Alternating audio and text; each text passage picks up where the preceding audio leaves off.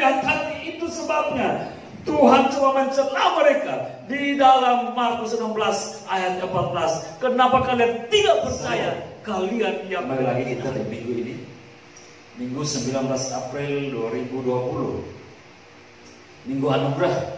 Kenapa anugerah? Karena kita masih hidup saat ini. Ini semua karena kemurahan Tuhan, bukan karena kekuatan kita. Karena itu kita biarlah mengucap syukur untuk minggu-minggu ini, bahwa kasih Tuhan itu menyertai, dan kita mau menikmati berkat Tuhan itu melalui perenungan firman Tuhan. Dan untuk hari ini, pagi ini saya boleh mengangkat satu tema yang masih juga seputaran, masih tentang hal kebangkitan. Karena kita minggu kemarin baru merayakan tentang kebangkitan Kristus. Dan ini masih minggu-minggu juga masih hangat-hangatnya untuk kita mengingat kembali akan kebangkitan Kristus. Dan tentunya kalau memang catatan Alkitab minggu kemarin kebangkitan, maka ini minggu-minggu penampakan Kristus. Dia menampakkan diri pada yang sudah bangkit. Untuk itu, kaitan dengan hal kebangkitan ini, saya akan angkat satu tema, yaitu tentang cerita seputar kebangkitan Yesus. Cerita seputar kebangkitan Yesus.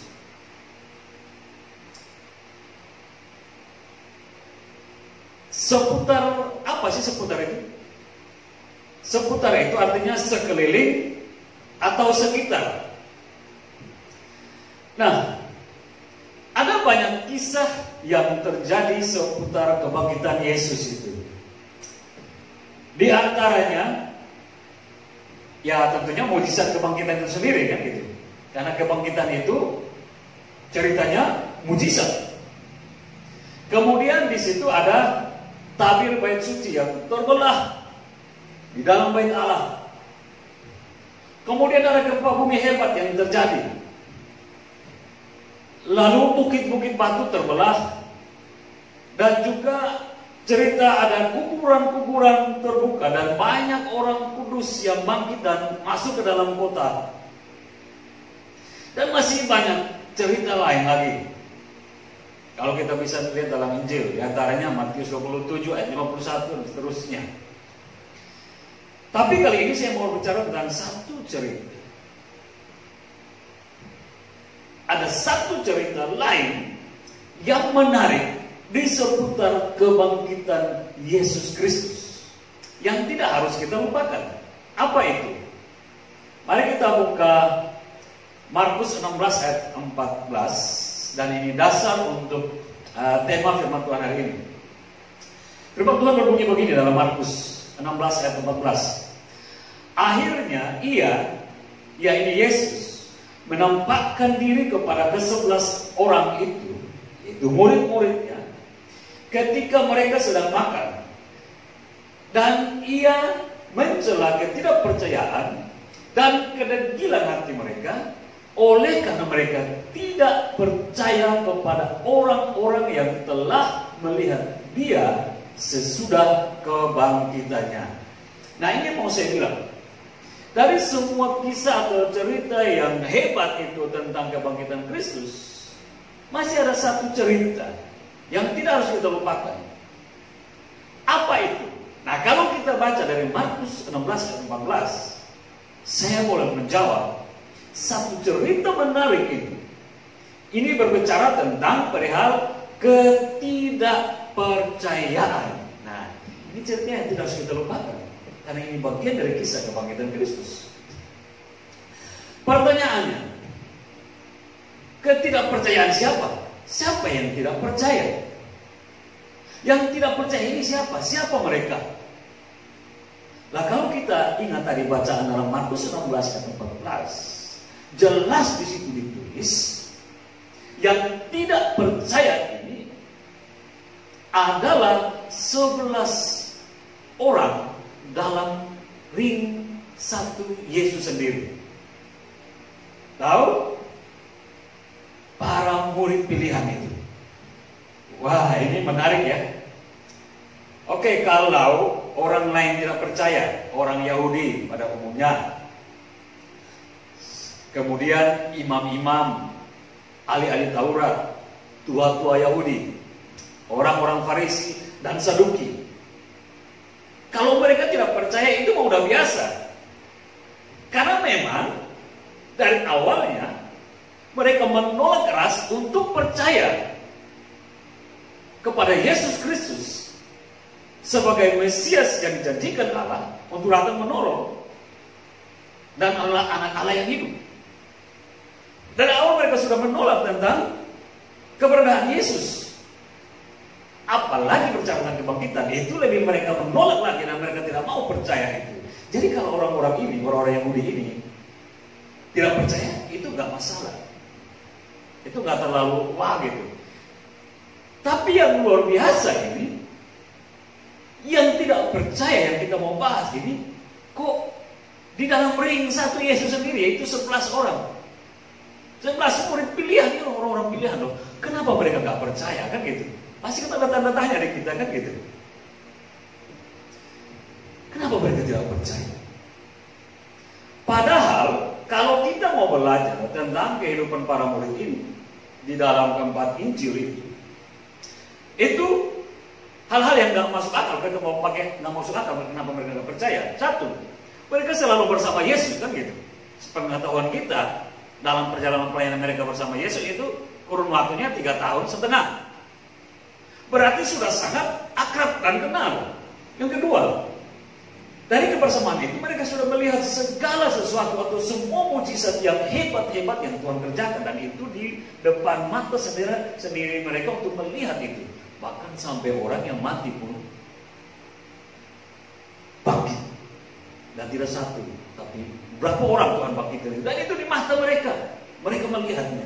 Yang ketiga, kok mereka bisa nggak percaya? Padahal yang ketiga yaitu bahwa sebelum peristiwa kematian dan kebangkitan itu terjadi, Yesus sudah panggil mereka dan sudah 3 kali memberitahukan tentang penderitaan dan kematiannya. Yesus secara khusus membicarakan kepada 11 orang ini. Ya tadi kan 12, tapi satu si pengkhianat Yudas sudah mati bunuh diri dan dia sudah nggak terhitung lagi.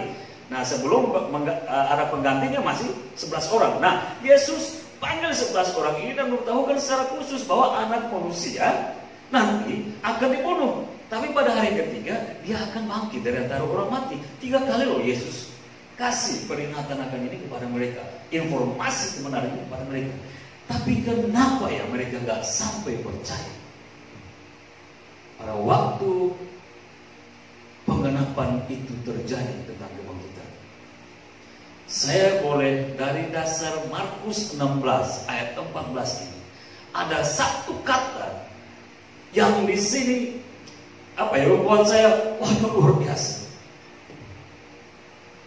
Mengapa orang-orang sekelas para murid, orang-orang pilihan ring satu ini gak sampai mau percaya pada peristiwa awal kebangkitan itu? Kenapa? Markus 16 ayat 14 menjawab. Jawabannya itu ya apa? Kedegilan hati mereka. Kedegilan hati ini menjadi dasar utama sehingga 11 orang pilihan ini tidak langsung mau percaya ketika informasi itu datang kepada mereka bahwa Yesus Kristus Tuhan mereka sudah bangkit. Kok nggak percaya? Markus 16 ayat 14 menjawab, karena kedegilan hati mereka, kedegilan hati mereka. Karena di situ dia bilang apa? Markus 16 ayat 14. Saya coba ambil separuh perkataan Yesus. Dan Yesus mencela ketidakpercayaan dan kedegilan hati mereka. Situ ya. Pertanyaannya, kalau memang kedegilan menjadi dasar bagi 11 orang pilihan ini tidak percaya, apa sih kedegilan itu? Apa sih kedegilan hati? Kedegilan itu berbicara tentang tidak mau menuruti atau tidak mau percaya. Kedegilan dari kata dasar degil. Degil itu artinya apa ya? Keras kepala atau kepala batu. Mungkin diisi penuh batu kali ya. Tapi itu arti dalam kamus besar bahasa Indonesia. Jadi kedegilan itu artinya tidak mau menuruti, tidak mau percaya atau tidak mau percaya. Oleh karena apa? Keras kepala dan kepala batu. Kedegilan hati inilah yang membuat mereka tidak langsung mau percaya akan peristiwa yang mujizat itu. Sekarang kita terus masuk ke dalam. Kedegilan hati ini bisa terjadi pada siapa saja. Oleh karena ada unsur-unsur atau ada hal-hal yang mendukung untuk tidak percaya. Hal apa yang mendukung murid-murid ini tetap gila hati untuk tidak mau percaya? Satu jawabannya kalau kita boleh cari-cari di sini, karena ini menyangkut hati, maka saya boleh melakukan kesimpulan. Kenapa sampai demikian? Nah, unsur yang mendukung supaya hati mereka tetap keras dan mau percaya, karena di sini berbicara tentang karakter atau sifat. Sifat itu berbicara tentang watak atau tabiat. Nah, kita mau lihat. Saya mau berbagi dengan Bapak Ibu kasih perihal tentang siapa mereka ini. Kan 11 orang. Tapi saya coba mau ambil, kalau seperti bahasanya, 2 sampel gitu kan. 2 sampel tentang 2 orang untuk mewakili 11 orang ini. Berbicara tentang sifat atau tabiat atau watak yang membuat kedegilan hati 2 orang ini untuk keras dan tidak percaya. Pertama, ada Petrus itu. Ya kan, ada Petrus. Karena di situ dikatakan di dalam Markus 16:14, Yesus mencela ke-11 orang itu. Di situ ada Petrus. Tapi ini mau lihat dari sisi sifat, tabiat, watak yang negatif ya. Tentu Petrus ini kita harus akui jempol, dia juga banyak positif. Tapi ini dalam kasus ini, perhatikan dalam kasus ini, hanya saya mau bawa kita melihat tentang sisi negatif dari sifat Petrus, sehingga dia pada awal kebangkitan itu tidak langsung percaya. Sisi negatif sifat dari Petrus ini apa? Alkitab banyak menjawab. Saya boleh lihat sini ada 2.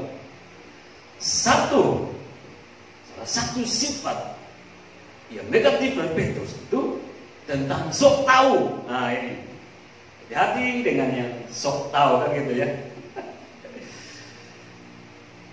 Alkitab mana yang menjawab itu? Ayat mana yang menjawab itu? Bapak Ibu bisa lihat di dalam Matius 16 ayat 21-23. Itu pada waktu Yesus bercakap-cakap dengan mereka. Dalam suatu kesempatan Yesus bilang, menurut orang, siapa sih anak manusia ini? Ada orang-orang bilang begini, ada yang dia bilang anak manusia itu Yohanes Pembaptis, ada yang juga bilang Yeremia, dan juga Elia dan nabi-nabi, para nabi lainnya. Terus Tuhan bilang begini dalam kesempatan itu, terus menurut kalian siapa? Petrus langsung dengan keberanian jawab, anak Allah yang hidup. Bilang oke, tapi itu Bapakku yang menjawabnya di dalam kamu, kan gitu. Lalu setelah itu Yesus bilang begini, anak manusia akan menderita, dibunuh, dan pada hari yang ketiga akan bangkit. Nah di sini kita melihat sifat tabiat yang terpendam di dalam Petrus ini muncul tentang sok tahu. Waktu Yesus mengatakan bahwa anak manusia akan menderita, akan menanggung penderitaan, akan dibunuh dan kemudian mati tapi bangkit pada hari yang ketiga. Ya langsung kalau kita mencatat dalam Matius ini, dia menyeret Yesus, tarik sedikit ke samping, lalu dia mengatakan kepada Yesus, itu tidak akan terjadi kepadamu. Itu tidak akan terjadi kepadamu.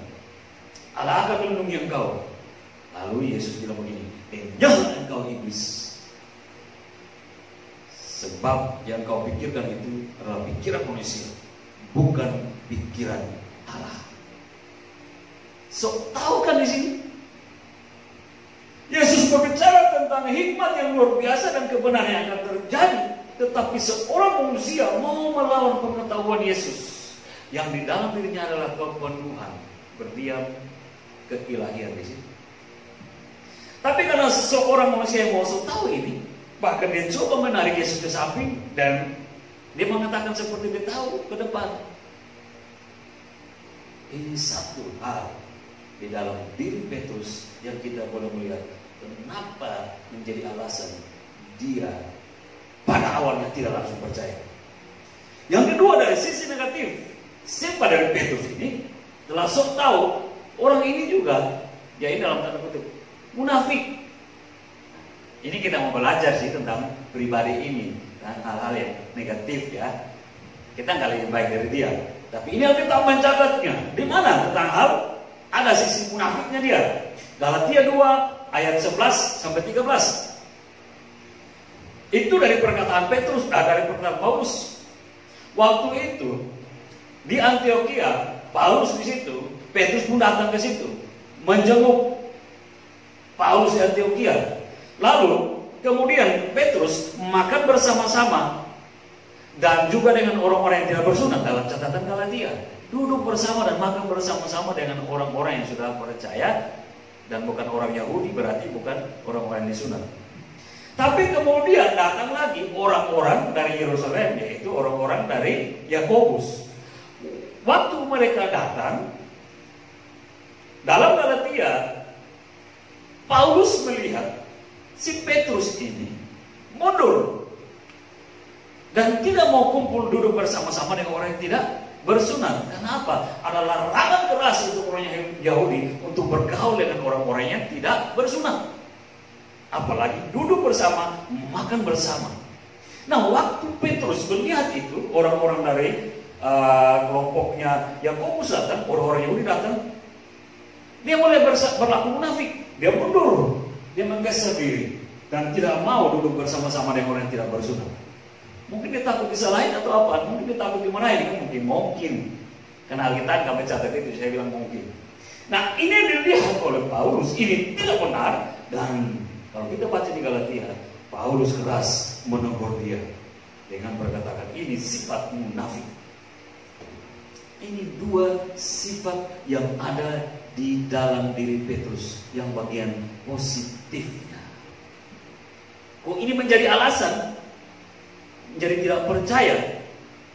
Kita bisa lihat sifat sok tahu dan munafik ini terlihat di dalam Lukas 24 ayat 11 sampai 12. Waktu informasi datang dari perempuan yang sudah melihat kebangkitan Yesus itu, sudah melihat kubur kosong, dan malaikat sudah berbicara bahwa Yesus sudah bangkit dari antara orang mati. Bahkan Yesus juga menunjukkan diri kepada murid-murid atau perempuan-perempuan ini, dan ini kebenaran. Perempuan-perempuan ini datang memberitahukan baik di dalam Lukas maupun di dalam Markus 16. Di pertemuan itu, mana murid-murid percaya? Enggak, termasuk Petrus juga tidak percaya. Tapi lihat, kita mau lihat kepoannya si Petrus ini kan gitu. Pas sekarang kepoan. Orang yang kepo dari Petrus, padahal dia sok tahu munafik, di sini kelihatan. Dia nggak percaya kalau kita lihat di Lukas 14 ini, Lukas 24 ini. Dia nggak percaya awalnya. Dia nggak mau percaya, dia anggap omong kosong. Tapi akhirnya juga Lukas 24 ayat 11 sampai 12. Akhirnya dia bangun juga, si Petrus ini bangun juga. Nah, kepo juga dia. Dia pergi cepat-cepat ke kubur dan memang dia melihat bahwa kubur sudah kosong. Disinilah dua hal dalam diri sifat negatif yang bisa kita belajar dari si Petrus. Kenapa dia tidak langsung percaya kepada pemberitaan benar yang dibawa oleh perempuan-perempuan, termasuk di sini Maria Magdalena mengabarkan kebenaran peristiwa itu. Kenapa dia nggak percaya? Karena ini tadi orang yang merasa dia paling tahu. Dari kelompok itu dia merasa dia cari pemimpinnya, sehingga segala suatu kebenaran, segala suatu informasi, hal-hal cerita yang harus menjadi pengetahuan itu harus datang dari dia. Kalau orang lain enggak, apalagi ini perempuan. Kita tahu kalau di sana, zaman sana kan perempuan nggak terlalu selevel dengan laki-laki kan gitu. Nah, harusnya dia yang mendapatkan informasi yang pertama, mungkin kan gitu. Itu baru lebih afdol menurut dia. Tapi ini kan datang dari kalangan perempuan. Nah, tapi coba lihat di dalam Lukas 24 menjelaskan sifat ini betul-betul ada pada Petrus. Dia nggak mau percaya karena dia merasa lebih tahu. Tapi akhirnya sifat munafik itu muncul. Tapi akhirnya juga dia bangun. Tadi kan dia nggak percaya, tapi munafik sebenarnya. Sebenarnya dia mau percaya, tapi mungkin malu kali. Ini dalam tanda kutip ya, dalam tanda kutip kita belajar tentang sifat negatif supaya kita belajar dari situ. Mungkin mau berangkat pergi mendengarkan perkataan perempuan, tapi nanti mungkin rasa malu. Masa seorang laki-laki mendapat informasi dari perempuan? Harusnya kan laki-laki datang bawa informasi yang duluan kan gitu. Masa saya merasa saya pemimpin, ini kan orang-orang bukan pemimpin, mereka di bawah saya. Masa saya harus dengar mereka? Saya harus ikuti perintah mereka? Saya harus melakukan apa yang mereka katakan? Nggak masuk di pikiran, nggak masuk di akal. Kemungkinan dalam tanda kutip seperti ini yang membuat dia tidak mau percaya. Tapi kemunafikan ini muncul. Jangan-jangan benar juga ya kan gitu ya. Munafik. Jangan benar juga ya. Pelan-pelan, sembunyi-sembunyi atau langsung lari pergi melihatnya dan kebenaran. Ini untuk pribadi pertama Petrus. Kita melihat tentang sifat ini. Yang kedua siapa? Dari 11 orang ini. Tadi saya bilang sampelnya saya ambil 2. Satu Petrus dan yang kedua Thomas. Juga dari sisi negatifnya. Kita tahu bahwa Thomas juga murid dari Filip. Tentu dia juga orang baik dan dia banyak kebaikannya. Tapi namanya manusia, ada sisi negatifnya dalam tanda kutip. Nah, apa yang bisa kita lihat negatifnya dari Thomas? Saya lihat juga ada 2 di sini. Satu, dia penggerutu. Dia penggerutu. Apa sih penggerutu itu? Penggerutu itu artinya orang yang suka ngomel, ngedumel, menggerutu dalam hati. Kalau nggak cocok, nggak sesuai hati, udah mulai putar muka kanan atau putar muka ke kiri, langsung mulai ngomong-ngomong sendiri kan gitu. Nggak suka lagi dengar orang yang sana, itu yang penggerutu, suka ngedumel, suka menggerutu dalam hati. Dan tidak mau percaya. Kalau nggak sukanya, ya kalau nggak suka ya nggak suka dengar orang lain. Meski orang lain yang ngomong itu benar, tapi karena di hatinya udah tertutup, nggak suka lagi. Nah itu tandanya. Terus mulai ngedumel, menggerutu. Thomas dalam sisi ini pun kita bisa temukan dalam sifatnya. Di mana? Yohanes 11 ayat 16. Waktu itu Lazarus dikabarkan sudah mati. Kampung Lazarus di Betania, saudara Maria dan Marta. Waktu Yesus mendengar kabar bahwa Lazarus sudah mati, Yesus sangat mengasihi orang ini. Yesus bilang, dia ajak kepada murid-muridnya ini, yuk kita berangkat ke sana, ke kampung Lazarus. Kita melihat dia, sebab Lazarus sedang tidur. Aku mau membangunkannya. Nah ini kata Yesus seperti itu.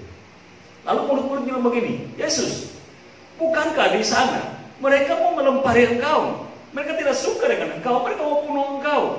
Lalu sekarang kau mau pergi. Nanti kan bukan saja kamu, tapi kita semua juga pasti akan terjerumus dalam persoalan ini. Dan kita semua bisa dibinasakan. Kalau kita mau pakai kata-kata seperti itu ya.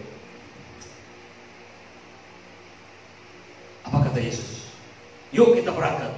Nah, disinilah ketahuan si penggerutu.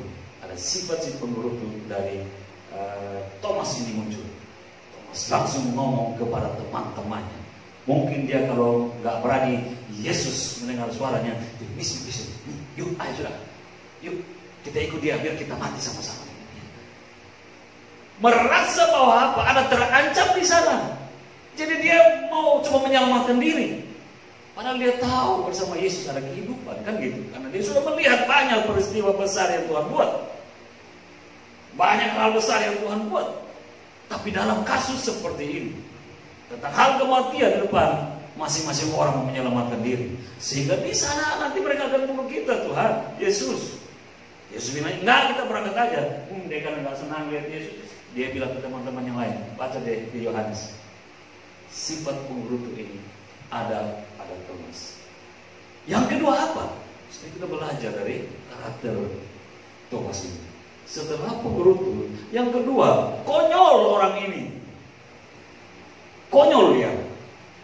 Tetap dalam tanda kutip ya, bagian negatif. Konyol itu artinya tidak sopan dan kurang ajar. Itu menurut Kamus Besar Bahasa Indonesia kan gitu. Konyol itu artinya tidak sopan, kurang ajar. Kok bisa? Yohanes 20 ayat 25. Dia bilang begini. Kalau saya belum menaruh tangan jari di lubang bekas pakunya di tangan dan juga lubang yang di lambung, sekali-kali aku tidak akan percaya bahwa Yesus sudah bangkit. Di mana letak kekonyolan orang ini? Di mana letak kurang ajar orang ini? Di mana letak ketidaksopanan Thomas ini dalam tanda kutip ya? Coba kita baca baik-baik. Sebelum Yohanes 20:25 ini, ayat-ayat sebelumnya dan Injil sebelumnya mengatakan bahwa kebangkitan Yesus itu, Yesus sudah menunjukkan mulai dari Maria Magdalena dan teman-teman perempuan lainnya, Petrus dan beberapa orang lainnya yang tadinya tidak percaya sudah percaya. Bahkan ada 2 orang yang berjalan ke Emmaus sudah Tuhan menunjukkan diri, dan sudah banyak lagi Yesus menunjukkan diri. Tetapi berhubung Thomas tidak ada pada setiap penampakan Yesus itu tadi mereka sudah memberitahukan, Thomas, Yesus sudah bangkit, Tuhan kita sudah bangkit, Guru kita sudah bangkit. Tahu perkataan tadi itu, kalau aku belum taruh jariku di bekas lubang pakunya dan bekas tombak itu, sekali-kali aku tidak akan percaya. Kalau kita mau pakai rumus Kamus Konyol tadi, bukankah ini sifat tidak sopan? Kan gitu ya. Ini semua udah percaya kepada gurunya, Tuhannya, Mesiasnya sudah bangkit. Tapi seorang manusia ini, kok dia berani? Kalau aku nggak lihat dan aku nggak tahu tanganku di bekas lubang itu, ini sifat apa Bapak Ibu? Bukankah ini dalam tanda kutip suatu kekurang ajaran atau ketidaksopanan? Kan gitu ya. Dan juga bukankah ini suatu kekurang ajaran? Ini kan berbicara tentang Tuhanmu sudah bangkit, dan kami semua sudah melihatnya, dan kami percaya. Kan kalau saksi itu lebih dari satu, udah ada 2-3 orang, kan udah kuat perkara itu kan gitu. Nah ini udah lebih dari 3 orang, sudah banyak orang dan semua. Berarti kalau 10 murid, 11 murid, berarti tinggal Thomas, maka ada 10 murid pilihan itu. Dan perempuan-perempuan lain lagi, dan orang banyak lain lagi yang kumpul pada waktu pertemuan Yesus dengan mereka, penampakan itu. Semua sudah memberitahukan, tapi Thomas keras, gak mau percaya sekalipun. Ini yang menjadi alasan kenapa tadi hal menarik, murid-murid tidak mau percaya, tidak mau langsung percaya pemberitaan perempuan-perempuan. Dalam hal ini Maria Magdalena yang sudah melihat kubur kosong, bahkan sudah bertemu dengan Yesus yang sudah bangkit itu tadi. Karena mereka merasa harusnya mereka yang melihat lebih dahulu sebagai laki-laki, sebagai pemimpin. Harusnya kami lebih dahulu melihat. Masakan perempuan-perempuan yang melihat dahulu? Harusnya kami ini yang lebih dahulu di depan mengetahui sesungguhnya, dan kami yang akan berdoakan kepada mereka. Tapi kenapa perempuan-perempuan ini? Ini yang buat orang kadang itu ya, banyak kali seperti itu kan. Orang yang keras hati, tidak mau ngalah, merasa lebih tahu, palsunya nggak tahu. Akhirnya informasi benar, dia tutup diri, dia tidak mau tahu. Tapi akhirnya nyesal juga, tapi udah telat kan gitu. Kebenarannya udah lewat. Banyak kali orang jatuh, banyak kali orang tersandung karena perasaannya sendiri. tidak mau ngalah, tidak mau rendah hati, tidak mau sedikit menurunkan derajatnya, supaya kalau menjadi berkat bagi dia boleh mendapatkannya, kan gitu. Dan ini hal-hal yang seperti ini. Banyak kali sifat di dalam diri kita, tanda kutip juga, ketidaksopanan, kekurang ajaran kita, yang membuat kita juga jauh dari berkat-berkat. Dan banyak kali kita melakukan apa yang jahat, karena itu tadi ada karakter, ada sifat yang ketidaksopanan, kekurang ajaran itu dalam diri kita. Nah, kita mau belajar dari hal ini supaya kita bisa melihat ke depan kita seperti apa. Tapi yang menarik lagi di sini, kenapa Alkitab tidak malu? Atau lebih tepatnya lagi, kenapa Tuhan tidak malu persoalan ketidakpercayaan murid-murid akan kebangkitannya ini dicatat di dalam kitab suci, di dalam Alkitab? Kenapa Tuhan tidak malu? Kenapa Tuhan tidak melarang untuk ini jangan ditulis, tapi Tuhan membiarkan ini ditulis? Apa jawaban kita? Tentu kita nggak bisa menjawab menurut kesimpulan kita. Tentu kita tidak berasumsi dalam hal ini, beropini untuk menjawab suatu kebenaran. Kita jawab berdasarkan apa yang dijawab oleh Alkitab sendiri, kan gitu. 1 Korintus 10 ayat 11-12. Kenapa Tuhan membiarkan ini ditulis? Ini kan hal yang kalau bisa dalam tanda kutip lagi ya, ini sebenarnya kan aib harusnya, kan gitu. Masa murid-muridnya sendiri, masa orang-orang ring satunya sendiri, masa bawahannya, masa anak-anaknya sendiri nggak percaya akan bapaknya, nggak percaya akan mamanya, nggak percaya akan pemimpinnya, nggak percaya akan bosnya, dan melecehkan, kan gitu. Bukankah ini aib? Nah, kenapa kalau dalam tanda kutip aib, tapi Tuhan nggak malu supaya ditulis? Jawaban dalam 1 Korintus 10 ayat 11-12.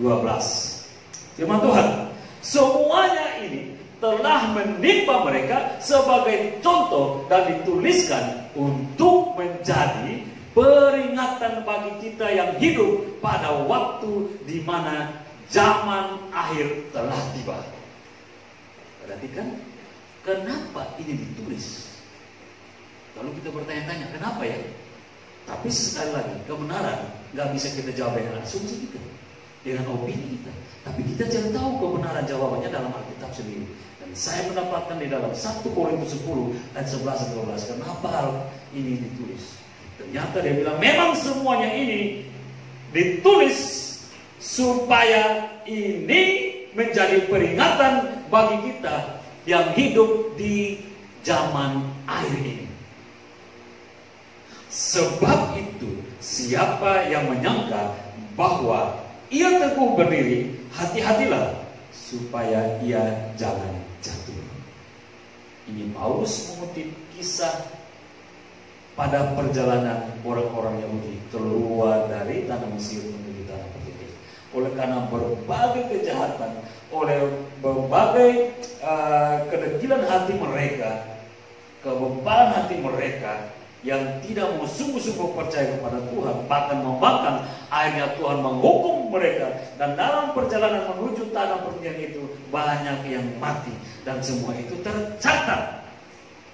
Dan Petrus mengutip ini untuk jemaat di Korintus. Semuanya kejahatan-kejahatan ditulis itu, dan hukuman-hukuman itu terjadi atas mereka, dicatat, supaya ini menjadi peringatan bagi kita yang hidup pada waktu zaman akhir ini, supaya kita tidak melakukan hal yang sama lagi. Itu maksudnya.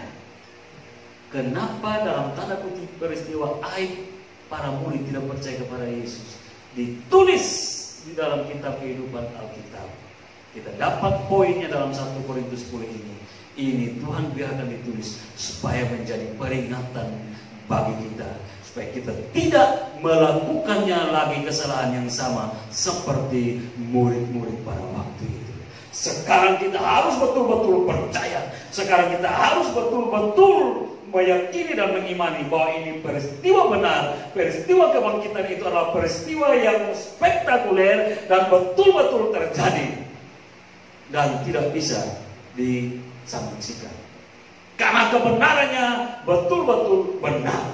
Supaya kita jangan mengulang kesalahan kembali oleh para murid waktu itu, dan mengulang untuk tidak mau percaya.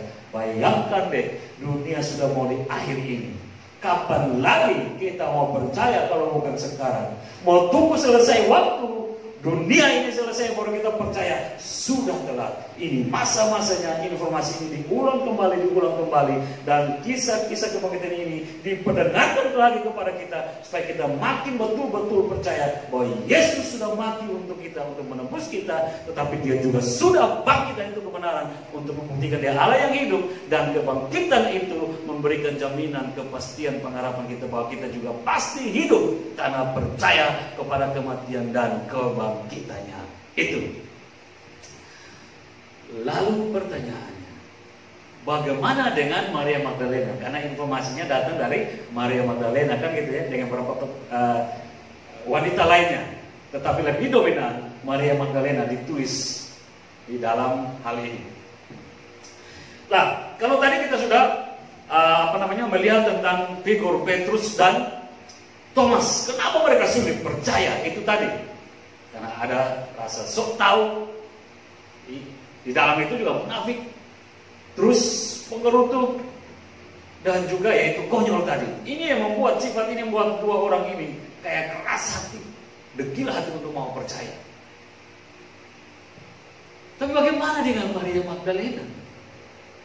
Yang dia pertama mendapatkan informasi dan mujizat itu, dia lihat bahwa Yesus sudah bangkit. Mengapa Maria Magdalena? Mengapa Maria Magdalena? Mengapa bukan Petrus? Mengapa bukan Thomas? Atau 9 murid laki-laki lain yang melihat lebih dahulu? Kenapa Maria Magdalena? Siapa Maria Magdalena ini? Matius 11 ayat 9 yang tadi kita baca, dan kemudian Lukas 8 ayat 2 itu menjelaskan siapa Maria Magdalena ini. Satu yang bisa kita lihat, ini perempuan yang pernah dibebaskan dari 7 roh jahat. Yang kedua, Maria Magdalena ini juga yang pernah disembuhkan dari berbagai penyakit. Jadi kasih tahu penyakit apa, tapi dari berbagai penyakit. Lukas 8 ayat 2. Nah, siapa Maria Magdalena ini? Dua hal ini menunjuk kepada Maria Magdalena, orang yang dahulu, perempuan yang dahulu dirasuk oleh 7 roh jahat. Bayangkan ya, 7 roh jahat dalam diri seorang cewek, seorang perempuan. Apa jadinya kan gitu ya? Apa keadaan perempuan itu kan? Makanya dia mengidap berbagai macam penyakit. Tetapi Yesus menyembuhkan dia. Saya mulai melihat dari riwayat inilah yang membuat Maria menjadi seorang yang tahu diri dan belajar rendah hati, oleh karena merasa telah menerima belas kasihan Tuhan yang begitu besar dalam dirinya, dalam hidupnya, sehingga melahirkan suatu keputusan atau komitmen dari Maria untuk akan tetap setia sampai pada akhirnya bersama dengan Yesus Tuhannya. Ini alasannya. Jadi dari sini kita melihat bahwa ada sedikit berbeda antara Maria Magdalena dengan Petrus dan Thomas. Maria menyadari keadaan dirinya. Dia yang dahulu tidak ada siapa-siapanya. Dia yang mungkin orang dijauhkan, disingkirkan, dihina. Karena apa? Dirasuk oleh setan dan hidupnya gak karu-karuan. Tapi dia dapat belas kasihan. Waktu dia mendapat balas kasihan itu, dia dipulihkan, dia melihat dirinya. Aduh, luar biasa Tuhan. Apa yang harus kubanggakan dari diri ini? Apa yang harus kusombongkan dari diri ini? Apa yang harus kuagungkan dari diri ini? Dan merasa lebih hebat dari orang lain, dan merasa lebih tinggi dari orang lain, dan harus dapat lebih dari orang lain, puji-pujian. Gak ada, saya di bawah, saya di bawah. Saya ada di bawah sekali. Dan tidak ada nilai. Tapi Tuhan mengangkat saya untuk memuliakan saya dalam pemulihan. Belajar dari sini saya coba mengatakan, perempuan ini luar biasa hatinya. belajar keadaan dirinya. Akhirnya dia bertekuk lutut di hadapan Tuhan. Dan dia mulai rendah hati. Dan dia belajar untuk setia sama dengan Yesus sampai pada akhirnya. Dari mana kita lihat itu? Kesetiaan Maria Magdalena ini terlihat di mana dia tetap mau berada dekat Yesus, bahkan sampai Yesus mati dan Yesus dimasukkan di dalam kubur itu, kemudian ditutup. Alkitab mencatat Maria Magdalena masih setia menunggu, padahal waktu itu sudah hampir malam dan sudah hampir Sabat dan orang-orang lain sudah pulang untuk mempersiapkan hari Sabat. Maria dan teman ceweknya masih setia untuk menunggu. Saya secara pribadi boleh melihat bagaimana apa yang bisa Maria perbuat sebagai ungkapan syukurnya karena sudah ditolong oleh Tuhan. Setidaknya ini baru dia bisa perbuat hal yang terlalu kecil di hadapan Tuhan, tapi dia boleh menunjukkan kesetiaan sampai Yesus dikubur dan sudah ditutup dan semua sudah pulang. Dia masih menanti dengan suatu kerinduan sayang kepada Tuhan. Dia melihat kubur itu ditutup, semua sudah selesai, baru dia pulang. Bukankah dari sini kita melihat bagaimana perempuan ini menunjukkan kualitas hati yang sudah diumpahkan oleh Tuhan, kualitas hati yang sudah dipulihkan oleh Tuhan, yang tadinya tidak karu-karuan, yang mungkin tadi remehkan orang, tapi sekarang dia sudah dipulihkan. Dia tunduk di bawah kekuasaan Tuhan, rendah hati dan belajar setia. Setia yang kedua yang bisa kita lihat dari Maria setelah dipulihkan, kesetiaan ini yang juga menggerakkannya hingga pada pagi-pagi benar di hari kebangkitan itu, dia juga pertama-tama mengunjungi kubur Yesus dan akhirnya melihat peristiwa besar itu. Kalau bukan karena kesetiaannya, mungkin masih ngorok. Aduh, mau saat teduh pagi-pagi lebih enak tidur kan gitu ya. Apalagi udah kecapean kan gitu. Aduh, kapan mau bangun pagi, udah komitmen jam 5, jam 4 subuh, aduh kecapean. Gak bisa, akhirnya molor, tawar-tawar jalan dengan Tuhan, tawar-tawar waktu dengan Tuhan. Siang deh, bangun dan berdoa. Tapi kita belajar dari Maria, teladan yang masih kita bisa lihat di sini. Dia belajar untuk setia, sehingga dia memulai hari dengan pagi-pagi itu. Dia usahakan diri untuk yang pertama pergi ke kuburan untuk melihat bagaimana keadaan Tuhannya yang ada dalam kuburan itu. Ternyata dalam kesetiaan ini dia dihantar untuk melihat suatu mukjizat besar yang tidak pernah terjadi sejak Adam, sejak zaman kita dan akan datang. Tidak akan pernah terjadi suatu kebangkitan yang spektakuler di dalam pribadi Yesus Kristus, dan Maria pertama-tama melihat itu. Kalau bukan ada unsur kerendahan hati dan kesetiaan, dan Tuhan melihat itu, tapi Tuhan melihat pribadi ini dan Tuhan kasih kesempatan untuk dia melihat semua peristiwa yang akbar itu, peristiwa kebangkitan itu.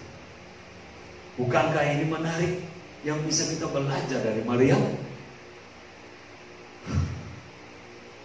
Orang-orang yang rendah hati dan setialah yang akan melihat mujizat-mujizat Tuhan terjadi. Karena apa? Tuhan mengasihi kepada orang-orang yang seperti ini. Apa kata Alkitab untuk orang-orang yang rendah hati dan orang-orang yang setia? Apabila ia ini Allah, apabila Allah menghadapi pencemooh, maka ia pun mencemooh. Tetapi orang-orang yang rendah hati dikasihaninya. Amsal 3 ayat 34. Itu berbicara tentang rendah hati di hadapan Tuhan. Bagaimana dengan yang setia di hadapan Tuhan? Alkitab menuliskannya, Tuhan dekat pada setiap orang yang berseru kepadanya. Berseru dalam apa kuncinya? pada setiap orang yang berseru kepadanya dalam kesetiaan. Mazmur 145 ayat 18. Ini kuncinya. Sikap sifat rendah hati dan setia mendapatkan suatu hal yang terbaik di hadapan Tuhan. Kita bisa belajar dari hal seperti ini. Betapa luar biasa. Ada peristiwa besar yang terjadi. Ada peristiwa besar yang luar biasa terjadi yang tidak bisa dikerjakan oleh manusia, tetapi yang bisa dikerjakan oleh Allah. Tapi ada orang-orang dekat Tuhan sendiri gak percaya. Tadi Thomas dan Petrus mewakili itu. Kenapa? Kita sudah lihat alasan. Tapi ada orang juga yang Tuhan kasih kesempatan untuk yang pertama kali melihat kebesaran, kemuliaan, keagungan, kespektakuleran peristiwa yang Tuhan kerjakan dalam peristiwa kebangkitan ini. Maria. Maria lebih apa dari kedua hamba yang tadi disebutkan, Petrus dan Thomas? Maria lebih apa? Nggak ada. Bahkan Maria banyak kurangnya. Tapi dari sini kita belajar. Oh, ternyata Tuhan melihat hati. Tuhan melihat hati, itu sebabnya Tuhan coba mencela mereka di dalam Markus 16 ayat 14. Kenapa kalian tidak percaya? Kalian yang detil hati, kan gitu ya. Tuhan melihat hati di sini. Itu sebabnya kenapa Tuhan berkenan menuliskan ini, supaya kita belajar seperti catatan 1 Korintus. Kita belajar untuk tidak mengulangi kesalahan-kesalahan yang sudah diperbuat oleh orang-orang dahulu. Supaya kita jangan keraskan hati ketika kebenaran firman Tuhan datang kepada kita. Jangan kita mengerutu, jangan kita mencoba orang hamba Tuhan berkhotbah di depan, di belakang tidak kita serius dengan khotbah itu, kita menunggu, kita mengerutu, kita ngedumel dalam hati atau bisik-bisik dengan orang lain. Kita cuma mempengaruhi orang lain untuk tidak mau mendengar khotbah yang ada di depan. Itu kan ada sifat apa tadi? Ada so tahu, nafik, ada konyol di dalam, kan itu. Mari kita buang itu. Itu semua tidak berkenan kepada Tuhan. Pada waktu kita mendengar firman Tuhan, pada waktu kita mendengar hal-hal yang benar dan baik, kita fokus dengan hati yang rendah di hadapan Tuhan dan hati yang setia untuk menyambut setiap perkataan firman Tuhan. Karena disitulah letak kemenangan kita, disitulah letak kekuatan kita, dan disitulah berkat kita nikmati ketika kita mendengar firman Tuhan. Akhirnya semua itu kasih Tuhan berbicara tentang seputar peristiwa bahwa adanya ketidakpercayaan, dan kita boleh belajar supaya kita juga jangan mengulang kesalahan ini kembali. Maka apa yang harus kita perbuat? Mari kita perbuat seperti Maria Magdalena. Kita belajar bahwa Maria Magdalena sudah melakukan teladan yang benar dan baik. Tetapi kadang teladan ini pun bagi orang lain tidak sesuai. Karena itu saya boleh menutup dari akhir khotbah ini. 1. Kadang hidup rendah hati dan berlaku setia memang dianggap remeh oleh sesama. Tapi hidup rendah hati dan berlaku setia pasti akan mendapat tempat yang terbaik di hati Tuhan. Dan yang ketiga, dan Tuhan akan menyingkapkan kebenaran-kebenaran kepada orang-orang yang hidup rendah hati dan setia kepada Tuhan. Dari mana kita mau mengambil teladan? Hari ini saya kasih untuk kita semua. Ada Maria Magdalena yang boleh kita belajar. Jangan kita mulai kesalahan-kesalahan yang orang-orang dahulu perbuat. Ini waktunya sudah semakin singkat. Hari makin menuju malam. Akhir zaman sudah makin menuju ke depan. Mari kita persiapkan diri kita, supaya sekali lagi kita mempersiapkan hidup kita seperti Maria Magdalena, supaya ada hal-hal yang besar yang belum diketahui. Jika berkenan pada Tuhan, Tuhan singkapkan pada kita untuk mengerti rencana-rencana dan maksud-maksudnya di dalam kehidupan kita. Kiranya Tuhan memberkati kita. Amin. Shalom.